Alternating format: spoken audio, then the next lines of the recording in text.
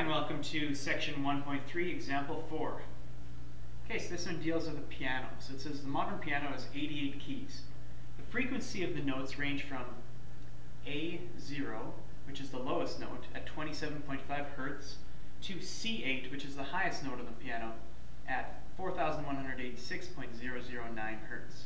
The frequencies of these notes approximate a geometric sequence as you move up the keyboard. So it's pretty close to a geometric sequence. So part A says determine the common ratio of the geometric sequence produced from the lowest key, A0, to the fourth key, C1, at 32.7 Hertz. Okay, what does that mean, common ratio?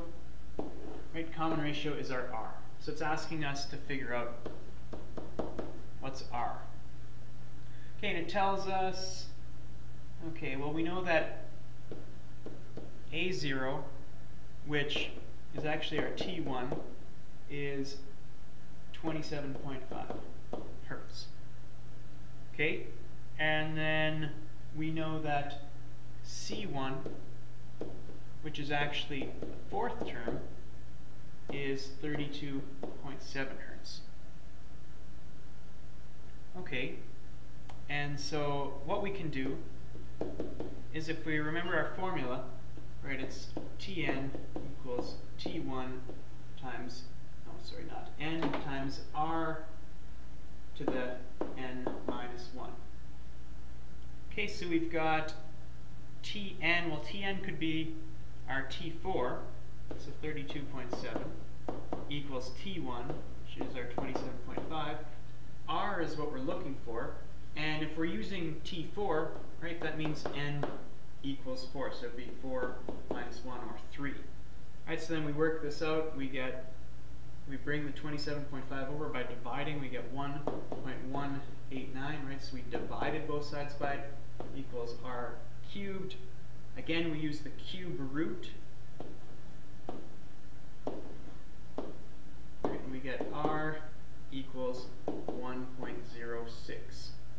Okay, so in this geometric sequence, we're multiplying the frequency by 1.06 for each key.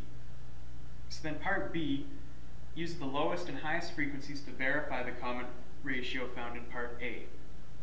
Okay, so basically we want to just see, is that R value correct based on the information we were told about the highest and the lowest? Right, so again, we've got A0, or A0, which is T1, which is our 27.5. Okay, then we've got C8, which is, right, T, not 8, it's T88, because it's 88 keys, which is 4,186.009.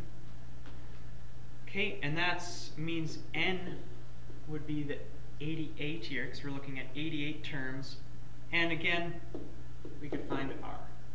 So by doing that, right, we can do the same work we did in the previous one. So we go, in this case, T88, which is 4,186.009, equals T1, which is 27.5, times by R, in this case, to the 88 minus 1, right? 88 minus 1 is actually 87. Working that out, so we divide both sides by 27.5, we get 152.219 equals R to the 87. Okay, last time we had R cubed, we took the cube root. In this case, we've got R to the 87. We've got two ways we can do this on our calculator. We could use square root of 87. Most of your calculators can do that.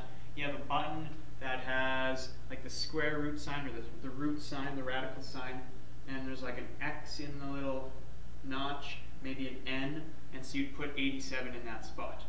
Okay, it's probably easier to remember something different that you learned in Math 10, and that in order to get rid of a exponent like that, you could actually raise it to the reciprocal of that, right? So the idea is that the 87 you'd multiply by 1 over 87 to just get that to be R, and when you do that, right, you do the same thing to the other side.